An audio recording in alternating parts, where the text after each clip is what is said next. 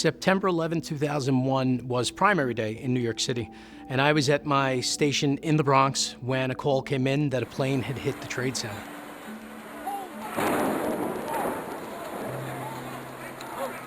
We rushed to the TV to watch, and within minutes, the second plane hit as well.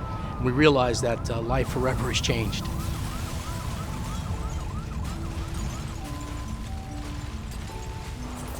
As millions were fleeing Lower Manhattan and Ground Zero, we were rushing into the fire. We were rushing down to Ground Zero. So often I hear about the heroic efforts of the police and the firefighters, but it was the building trades, and it was UA members that were down there side by side with those very uniformed personnel. Now that 20 years have passed, I think there are so many that really didn't understand what took place, how emotional that was. My father worked in the Trade Center prior to, and I remember when that tower came down, that second tower came down, I had stopped at his house just to let him know what was going on and try to find out more myself, and he just collapsed in tears. He couldn't believe it. Nothing prepared you to turn that corner. And I remember saying to Charlie, you know, what happened? Where is it?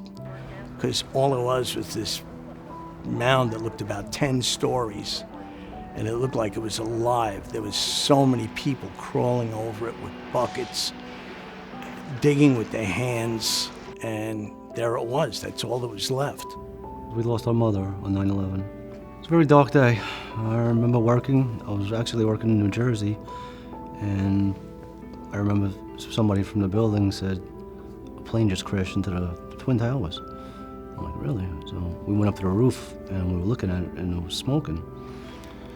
And then all hell broke loose when another plane hit. And I didn't even know my mother was in the building. She had just moved there she was on Water Street for 20 years. Yeah. We lost a lot that day. It was horrible. One of the guys was in the service, and he told me, this is what war is. The smell of war. I never was in the service, but it smelled. He said it was death.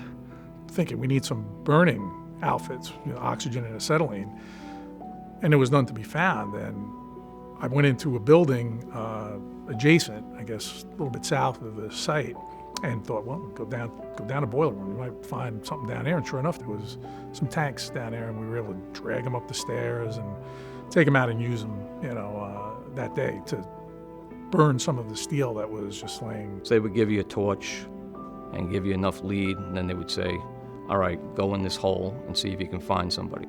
So I would wiggle my way to the hole, and then you would find the body, and you burn them out. You didn't want to burn them up anymore, so you would lie your body on them like this, and you would try to burn it, get the steel off, so you could pull the debris out and then pull the body out. But the smell and the sights and the sounds, I mean, I could see it right now. A couple of firemen, unfortunately, that they were looking for, and they had to, this poor individual, I was there to burn the rebar.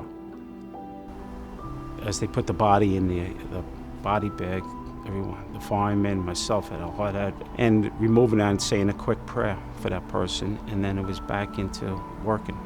The way we unified, I mean, New Yorkers tend to be a little hardened, a little distant, but in those moments, everybody came together, and there was no color, and there was no R's and no D's. We were all Americans, and everybody just wanted to help. How could we help?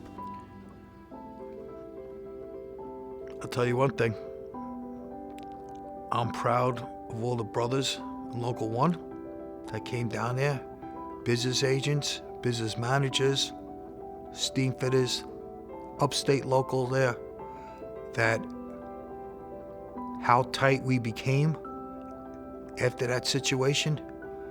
Because unfortunately, sometimes it takes a tragedy to bring people closer together. But some people, I could just go look at them. I don't even have to say hello. We were there. We had a bond. We built it back. We built it back bigger, better, stronger, like the Bionic Man.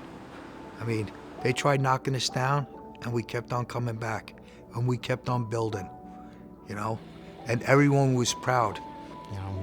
It's something to say. It's that it was done the right way, and it stands for nobody's gonna bring us down ever again.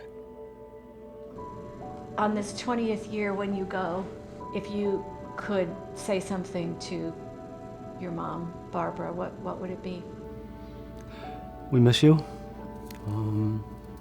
Never forget you. Never forget anybody else that was lost there. It was a very, very hard time. But not a day goes by I don't think about her. We're all family. UA strong.